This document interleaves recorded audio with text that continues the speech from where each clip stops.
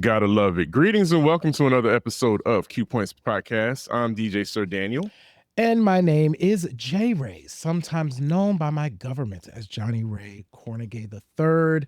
I have a cold, Sir Daniel. I was gonna say, what is this bedroom voice? What are we doing here? Are we I trying gotta to are we give trying it to to the attract a whole people. different we trying to Yes, attract a whole different audience now? we want the Quiet Storm audience should be listening to Q Points. Welcome to Q Points. Shout out to brother Melvin Lindsay. Lindsay, yes, for pioneering the Quiet Storm, and to J. Ray, Johnny Ray Cornegay III, picking up the mantle and doing his thing on this episode.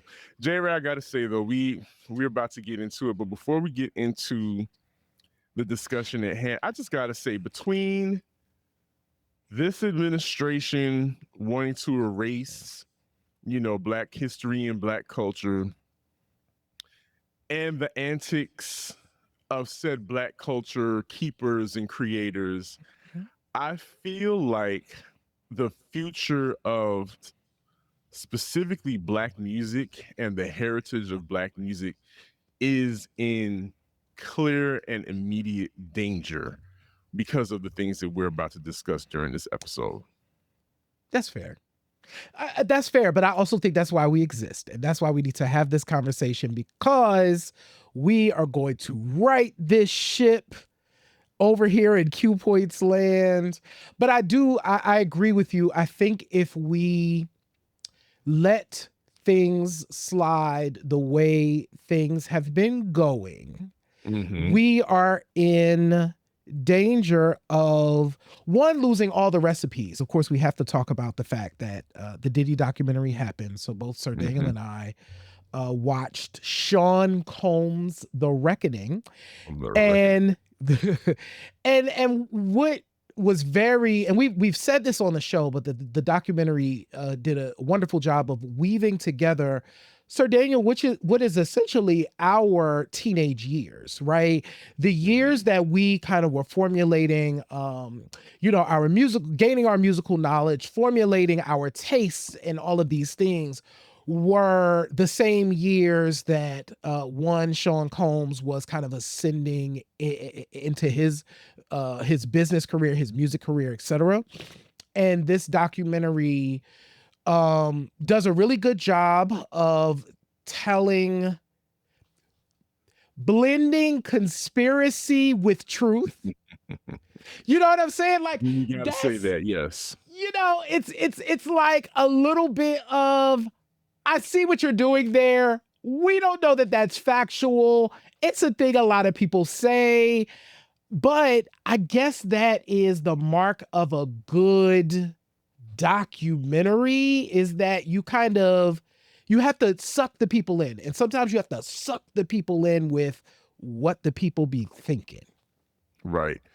And yes to everything that you said. Documentaries, and we all know I love a good documentary. Documentaries also have to be entertaining. They do. They have to be entertaining, and fact or fiction, sometimes a lie. And Charlemagne the God has always said this: fact or fiction, a lie is always almost more entertaining than the truth. Yeah. So with that being said, I gotta say that yes, I agree that the documentary itself was well put together. I found it very fascinating, and you found it fascinating as well, that the documentarian, including the executive producer Curtis, did a miraculous job of finding all of this footage and literally having the subject tell this whole story, tell on himself, basically, with their own footage, which I thought was very wild. And as we're seeing in the past few days, that a lot of cease and desists are coming out. A lot of you don't have my permission talk is happening, and a lot of people are upset about being included in this documentary.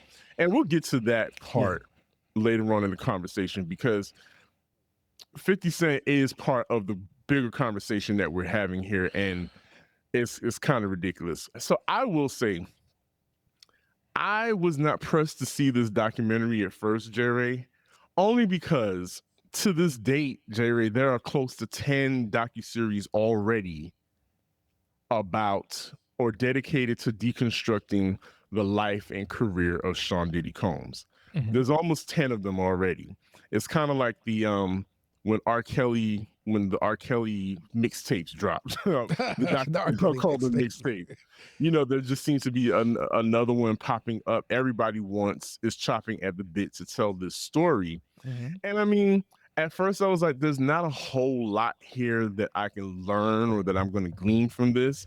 But I did find, first thing I want to say, Sean Combs, when you find those children and be like, that's not a good looking kid, but maybe when they grow into their face or they grow into their looks, he's definitely one of those people, because those the early years when he was dancing in the Stacey Lattisaw video and whatnot, it was like he was so skinny, Yeah. and that face it almost looked cartoon. Yeah. To Yeah. see how he's grown into the face that he has now, and to grow into the body that he has now, it was kind of weird, but it's so funny just one of those things. I was like, that was not a good looking young man when he was on the come up. So I think this is actually a very interesting point, and I loved. So going back, I didn't watch any of the other documentaries. I don't Okay. know why, but you know why? I do know why, because I felt like they was too soon. I was like, I felt like all of these other documentaries came out and it was really too soon, and I was like, I'm just gonna avoid it. So I never saw any of them, like none of them, right? So what I found interesting, to the point of talking about the look, and I think it was Kirk Burroughs who talked about this, who was like, no. Like, I watched Sean be made into cool, right? Yes. Because he had the drive. Clearly, if there's one thing we know about Diddy, is that he's always had the drive to be like a businessman, and has always wanted to be in front of the camera. God bless him. That man has never met a camera he ain't want to be in front of. But he was also kind of a dork. You know what I mean? He was also kind of a dork. Totally. And so to study, to watch Diddy in that era, that Stacey Lattisaw video, it was hilarious. To watch him go from that to be a little cooler in the Finesse Sinquist video, to be like a little cooler by the time he starts hosting these parties, where you're like incrementally getting cooler. And I feel like the weird part that you're seeing is Diddy is picking up pieces from people as he goes along. So as he's moving, he's picking up pieces. I am so glad you said that, because it made me think of this theory of that there's an old Angelina Jolie movie. She plays a detective or something, and she's chasing down the serial killer, and she calls him a hermit crab. And the reason why she calls him a hermit crab is that he just what a hermit crab does, it always sheds its shell. Yes. And it's always looking for something something new to put his body armor, into, right? Some armor to put onto it. And that is exactly what Sean Combs is. Sean Combs is one of those personality types that likes to take on. He sees something and he covets it, and he wants to be it so bad, to the point where he will take on the characteristics and become the thing that he covets. And so, two things. Mommy issues, I don't think it can cover or describe what that young man has. Mommy issues does not does not pay it any justice. And two, I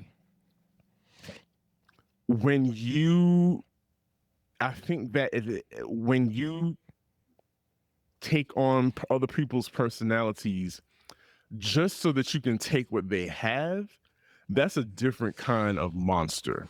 Because that's the thing that jumped out. Thank you, Debaucheries in the chat. It's called Taking Lives. That's exactly the name of the movie. When you do that, he went so far as not only did he want your life to be you and to have your essence, right? I'll be sure. Yeah. He wanted to take something that you prized, that was a prized possession of yours, which was King Porter. And if nothing else, Diddy may not have ever been the best rapper. He may have platinum albums and those things to his accolades, but the one thing that Diddy has mastered, he is the master of the dirty macking. Diddy is the master of dirty macking. He will get close to you just so that he can take your girl, Yep. marry her, impregnate her, and keep her locked away because he is that needy. He is that needy. He is that big of a gaping hole. I almost said pause there. But he has that much. Less for later. That's later.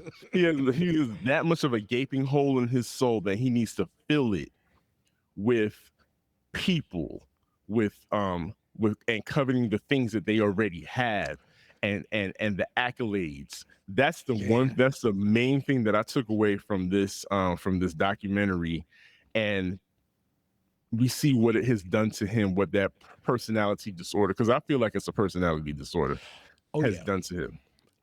I agree. I think so. A couple of things I wanna mention here. Shout out to the director. Her name is Alex Stapleton. I believe it's Alexandra Stapleton, but she goes by Alex Stapleton.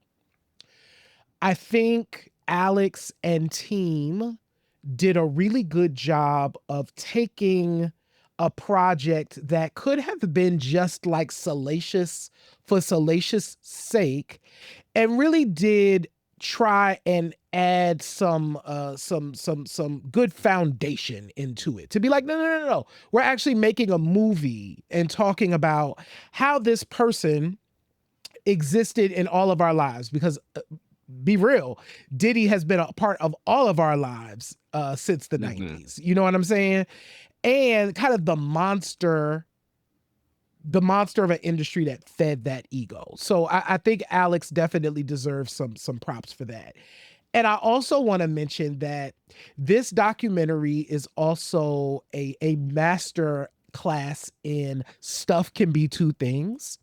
Like Diddy can be like really talented at taking a thing and molding it into something that people would want to buy. He's like, man, like he will see that talent and be like, boom, I can package this thing right here and make it into something, right? Yes. Master of that. And also an awful human being. You know what I'm saying? At the exact same. You know, like, and so the other piece of this is I liked that the people who were speaking in this documentary, I don't feel like it was a hit piece. I really did feel like they were actually just speaking from experience. Like, no, this is what happened as I recall it. And this is what this guy was doing as I recall it, right? And we have evidence that it was true. So they were weaving all of the pieces together, like when they was talking about, like, you know, how Diddy learned, according to them, how Andre Harrell did the contracts over at Uptown. And they was like, oh no, Diddy took that and did it even tighter than that. Was like, you are never going to figure out where the money is, how your money got spent, none of that. Like, he tightened all of that stuff up. And I'm like, damn, like, but then you realize Diddy was learning from the OGs, the Russell Simmonses, the Andre Harrell, the OG predators. You know what I mean? I mean, we've said, we have conceded that even with the growth of this culture, as we talk about hip hop, with growth comes the commercial part, the money aspect, and with the money aspect comes a lot of filth, a lot of grimy characters and grimy behavior. And time has shown us that a lot of these people, yes, we got to see them in the limelight, and they presented a lot of, champagne wishes and caviar dreams. However, they were monsters in the background. But they learned it from the other monsters that have been in control of the music industry for, for years, for decades. Mm-hmm. And so you kind of can't be mad at it because that is the game. Mm-hmm. But yes, you can be mad at it because these are people that you have soul dreams to, that are naturally gifted, and you're exploiting their gifts because you realize what it can mean for you in the future. Yeah. But again, that is the nature of the business. So now, you mentioned Andre Harrell, you mentioned Russell Simmons. Mm-hmm. I was taken aback because I want to acknowledge Joy Dickerson-Neal. That was wow, that segment.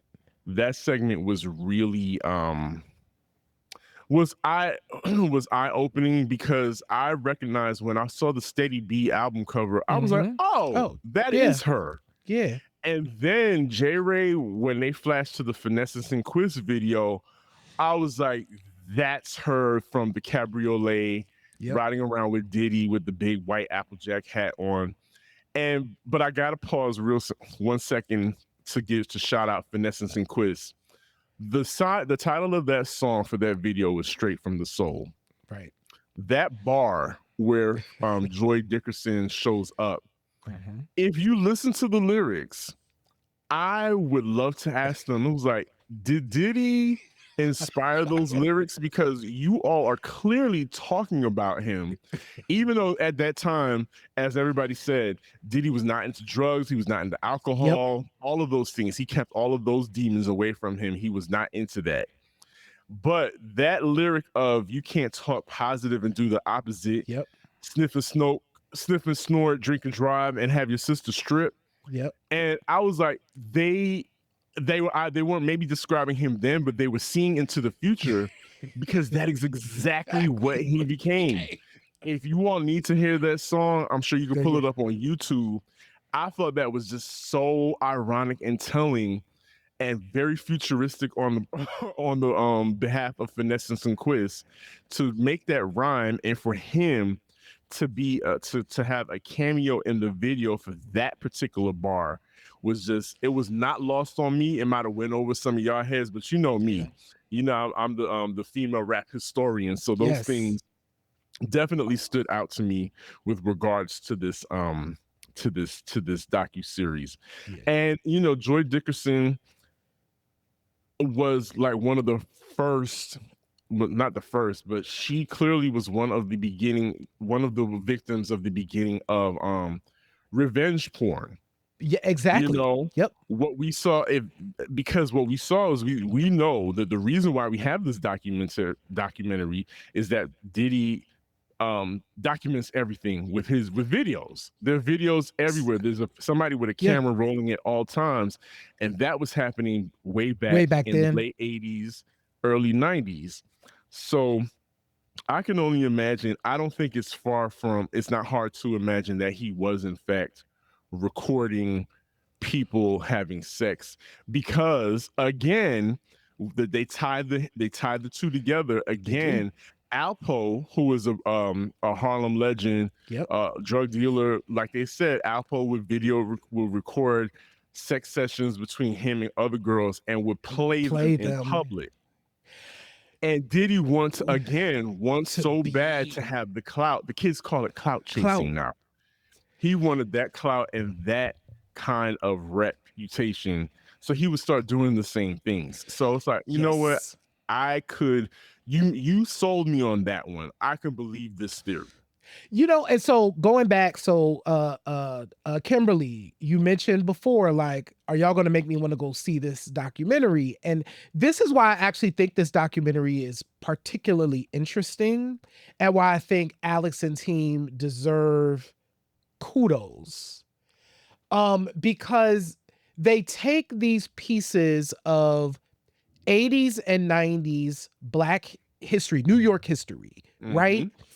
and weave them together in ways to explain, potentially, right? The theories, potentially explain why Diddy was doing some of the things that he was doing. So coming with all the stuff from the history, we talk about the mom stuff, right? Coming with all of that, the looming a ghost of his father, right? And trying to live up to whatever that legacy was, and we don't even know what the truth of that is, right? But trying to live up to that, the mommy stuff, and the wanting to be cool, the wanting to be accepted, the clout chaser nature of who he is, it's all in here.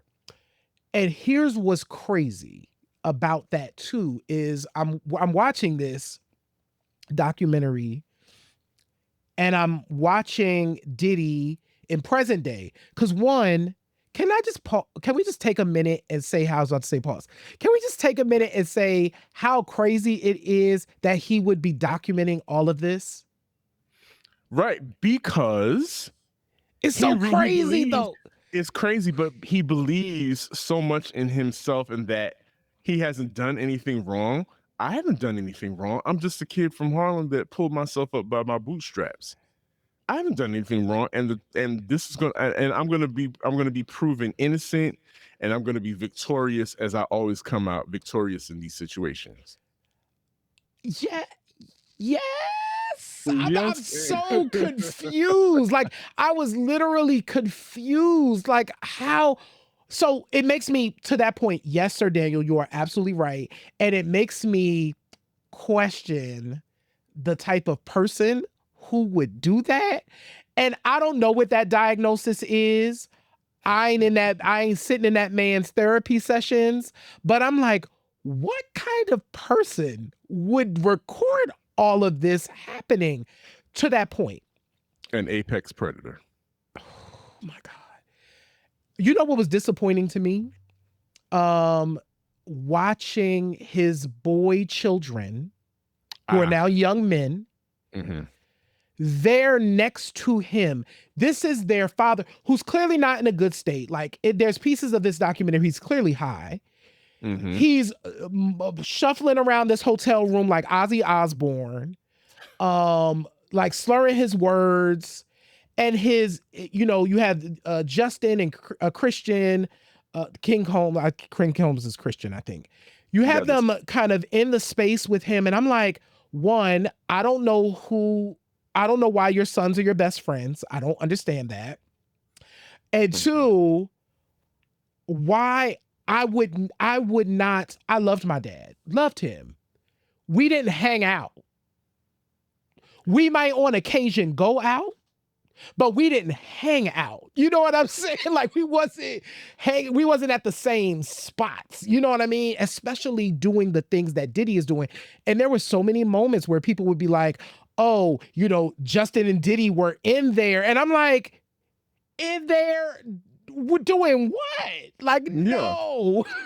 Well, again, going back to what I said in the beginning, what we saw, what is documented, is that there were clear boundary issues in his upbringing between him and his parent.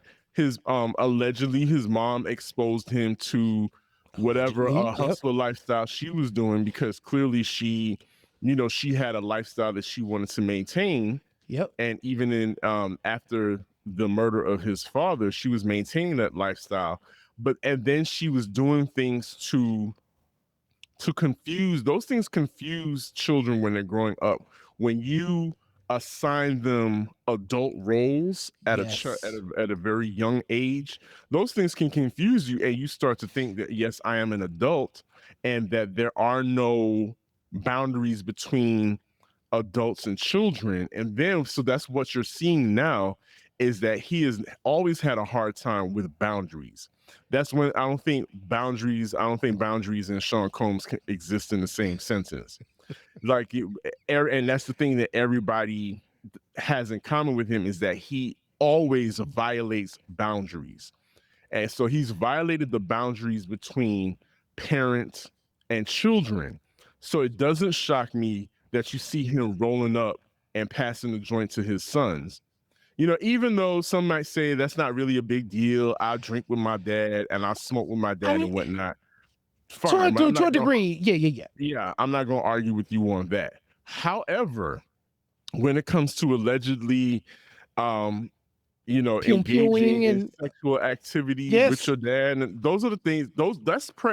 That is sexual assault. Mm-hmm. That is, if you were. No, I'm not going to use that word, but that is a sexual assault on your child when you do those things. And again, you confuse them about those boundaries, and I can guarantee you that those children in a couple years, those two in particular, are going to, something is going to come up in the future where they're going to get accused. One already has. Christian already has. That is true. Not yeah. Wait, Christian the King Cone. The King Cone. Oh, I think both of them. I think actually both of them. Justin was well on his way to having a football career. But that got sidetracked because he wanted to be Billy Badass, and he got into an altercation, and you see he is not playing football anywhere. He ain't doing nothing. Anybody. What talent do these kids have? Being a Combs. Being daddy's little henchman. They're a Combs, Jay.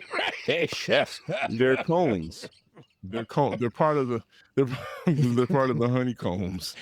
Oh, Jaguar, right? So, to this point, actually, the other thing about this documentary that I think is really interesting, people. This is part of the reason why this show is titled what it is like grow to F up, because people have made a lot of jokes about the gay stuff, but I'm like, you look at this documentary and you realize like that is really a non-factor in this conversation. Actually, it means nothing to the grand scheme of things that are going on. I think it may have come up like a little bit with the Kirk Burrows sharing his story, but and don't forget Lil Rod. It came up with the Lil Rod, but really not at all. So people making a big deal out of it was so dumb, because I'm like, what we've been saying is that's not even a big deal. It's not. It's really because if you understand what is behind sexual assault is not about pleasure or gratification. No. It is strictly about power and control. Mm-hmm. Sean Diddy Combs has always been about asserting power and control, and he is going to use whatever tactic is available right there and then to do it with. And if that means he's going to, pull down your pants and drug you, pull down your pants and do something to you while you are inebriated, he's going to do that because he's got it recorded, because he's going to hold that over your head. Jesus he's Christ. Not above doing any of those things because he wants to exert power and control. So it really has absolutely nothing to do with sex and sexuality. There's nothing romantic about anything that he's done. Yeah. And before we move on to that section, J. Ray, because I know where we're going with this, I do want to say we talked about the whole Cassie situation, and the one thing that resonated with me throughout this whole thing is when Cassie ran into Kalina backstage at that Bad Boy reunion, and Kalina was pregnant. And Cassie was like, see, that's what I'm talking about. That is what I want. I want that.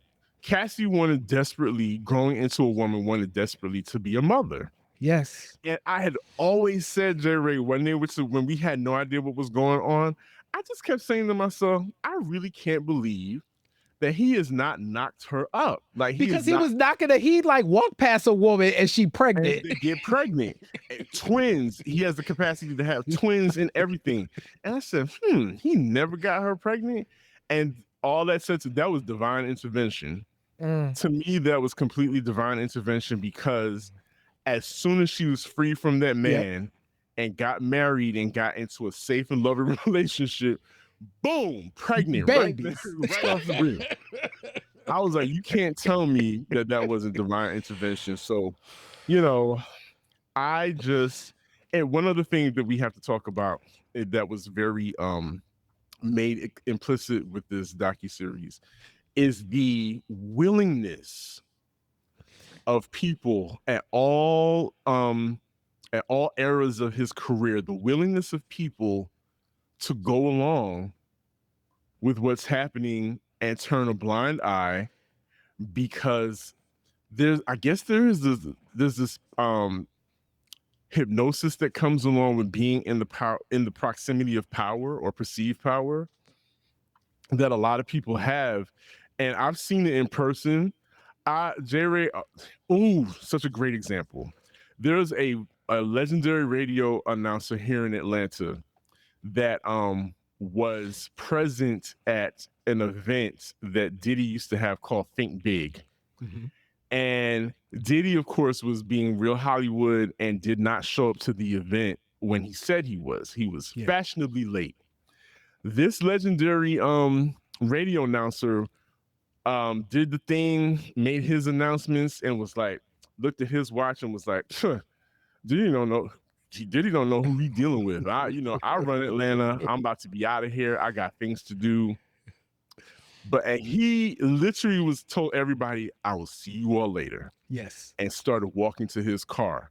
Don't you know when those limos pulled up, like it was a scene out of Coming to America, when the limo pulled up, that grown man made a beeline from his car way off in the parking lot and pumped on back over to where we were when he saw Sean Diddy Combs come out and hopped in there and was, Sam Diddy in the building.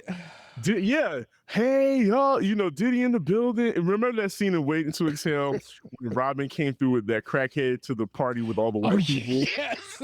That's how he was acting when Diddy showed up. And he was just all over the place. Like, I mean, it was really fascinating to witness in real time what star power, and I'm putting up air quotes, can make people do. But I said all of that to say that the proximity to power is super dangerous. I guess it's very intoxicating and will have people doing things that they wouldn't necessarily do, because we hear things about this current administration that people, for whatever reason, when they get into this current president's area, when they get around him, they, for whatever reason, they start kowtowing to him, and it's embarrassing from what I understand, and they start they feel like, I'm going to get some power just being in your presence. And I said all that to say that is such a dangerous thing, because so many people got hurt, because so many people turned a blind eye and saw things that happened and were too scared or didn't feel like they had enough power to do anything, which continued to make this monster grow to be the person he is. You know what? That is actually a perfect segue into, I think this is a good place to talk about 50 Cent. So 2 things. First thing is, I hate that white people call him 50 Cent. I think that's stupid, okay? They keep doing it. And we're here with 50 Cent. That is not it. It's just 50 Cent. It's fine. That's right up there with calling Atlanta ATL. Or Hotlanta. So that's thing number 1. Mm-hmm. Thing number 2 is there's 50 is not a benevolent figure. You know what I'm saying? Like, by any means. By any means. And I think it's wild. So when you talk about feeding a monster, right? It is crazy to know that this man made this documentary because he could, but more importantly, he made it because he really hates Diddy. Like, he just is like, listen, I not only have the power to do this, I have the desire to do this. And that is weird to have that kind of desire fed. Even though Alex did a great job with creating this, I think they took a subject that could have been salacious and made it into something that is compelling. But you know the man did this because he hates him. At the root of it all, this man, I mean, Petty doesn't begin to encapsulate Curtis 50 Cent Jackson. And I mean, he is self-proclaimed petty, the king of petty. He does not mind saying that he is petty. And he told us years ago that if we got beef, we got beef forever. It's up and it's stuck. He because he and I that's a great that is a great point. Kiriako said that 50 low-key should be called the finisher with how he buries careers. It becomes his job to make sure that you are penniless, with no friends, with not even a shirt on your back. It is his job. Now, us, Q Points, started off this conversation about the documentary because it's in the zeitgeist and it's stuff that we needed to discuss. But as you said, at the root of it all, this all has come about because of homophobia. Absolutely. And perceived this homophobia on the part of Curtis because he perceived that Diddy was inviting him wanted to take him on a shopping spree. Something that happened maybe 20 years ago. Long time. A very long time ago. We know that was Sean being serious? Probably that he would, because that's what, yes, he is a predator, and yes, he does that as part of his grooming. He does do those things to get you to gain your confidence and to make you feel comfortable, to let your guard down. Yes. Perceived, but not perceived, but the perceived sexuality part of it all. He still to this day at his grown age uses the term fruity to describe really? Yes, he was on a Good Morning America and used the term fruity. I didn't know people were still using the term fruity. Okay. Curtis Jackson sat up there in front of Robin, what's her name? Robin Roberts. Robin Roberts, and called that man fruity on national television, daytime television at that. Okay. And so, I didn't know that. So we're talking about 2 decades of a perceived comment, because really I think this is more of a perceived attack on his sexuality, meaning that Shanique was in, he doth protest too much. Exactly. It's like 50 was like, well, what makes you think that you can say that to me?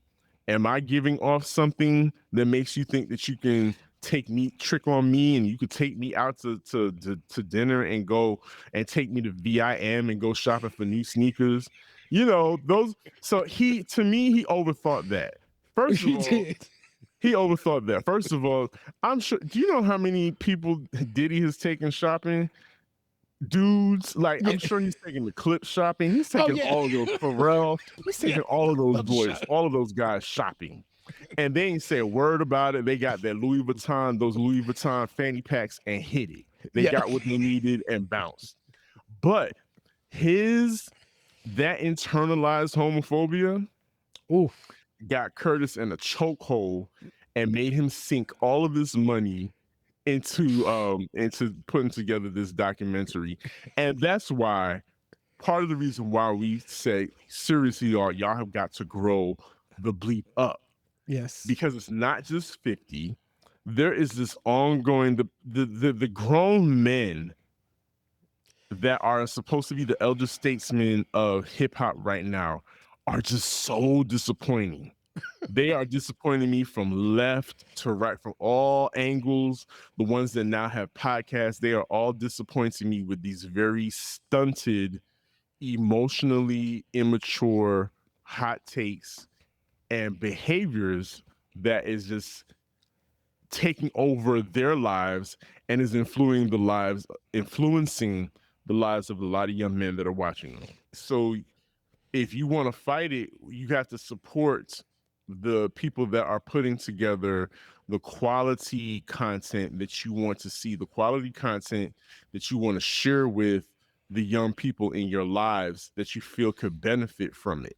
It's not going to happen by osmosis. You're going to have to say, hey, you're going to have to be active and actively say, I'm going to actively subscribe to this podcast because this brother is kicking knowledge. Yes. Thank God for somebody like a Deontay Kyle right now, who is Yes. as a heterosexual man who is really taking other heterosexual men to task and holding them accountable. Yes. And is like and is not letting up off their throats, off their necks, is just pause. Is just really what's needed right now. Right. And I'm so happy for it. And we just need more of that.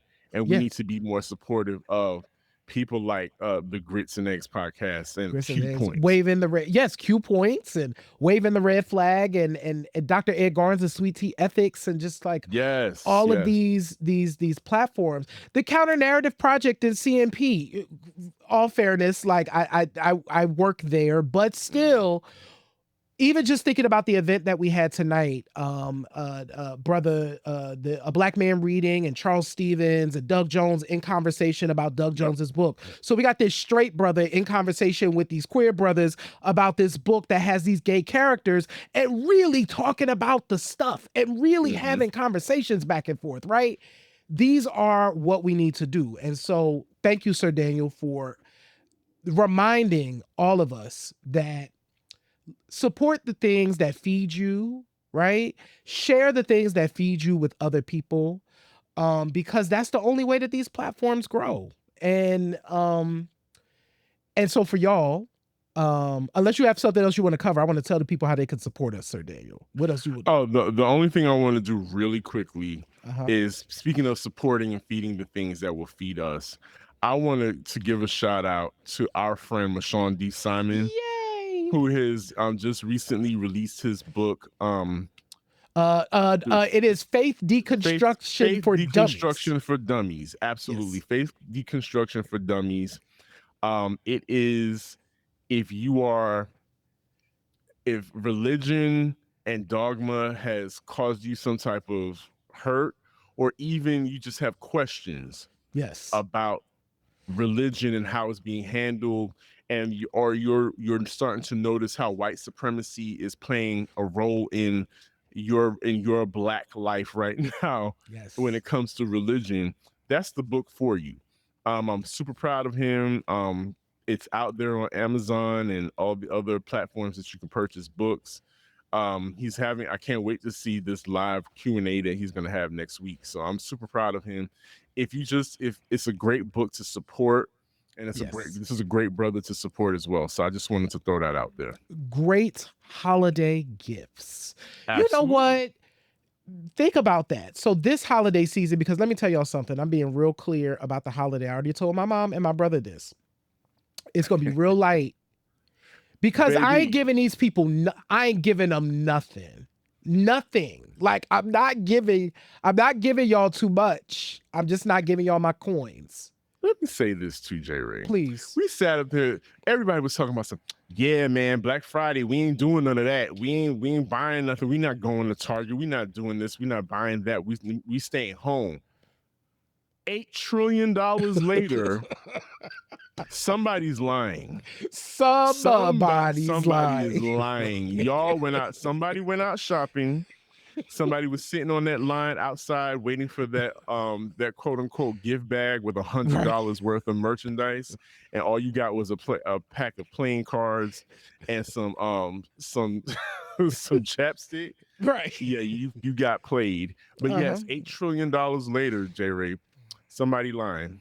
But we're gonna hold ourselves accountable and hold ourselves accountable. Listen, so to that point, shop brands that also support the community. So to that point, y'all, thank y'all so much for being here with us.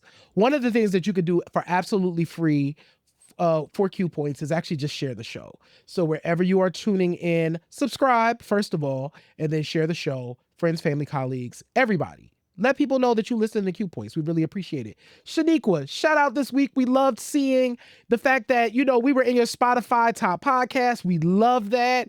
We appreciate that. It is absolutely free, y'all, to support us in that way. You know what I'm saying? Visit qpoints.com. Watch the whole archive of episodes there. There's plenty of stuff to check out. Visit us on Substack. We have some dope stuff over there, including the video. If y'all haven't checked it out, we did a show over on the MPN network for Thanksgiving. It aired on Thanksgiving, but we put it on our podcast feed too. But we talk about Queensbridge as an influential, Marley Marl and Queensbridge specifically as shifting the trajectory of Black music and its impact. So check out that show. Support the MPN network, and definitely just check out our show. And there's a bunch of other dope shows too. But yeah, we love y'all. We appreciate y'all. Shop Q Points too for the holidays. If you are planning to shop Q Points for the holidays, you want to get those orders in by like December 11th so that you can make sure your thing gets to you by Christmas. If you are shopping for Christmas, make sure it gets there in time. So that's it. We appreciate y'all. We love y'all. Absolutely. Well, you heard what the man said. You have your marching orders. So what I like to say, after every episode, in this life, you have a choice. You can either pick up the needle or you can let the record play. I am DJ Sir Daniel. And my name is J Ray, y'all. And this has been Q Points Podcast, dropping the needle on Black music history. We will see you on the next go round. Peace. Peace, And y'all. pause. And pause. And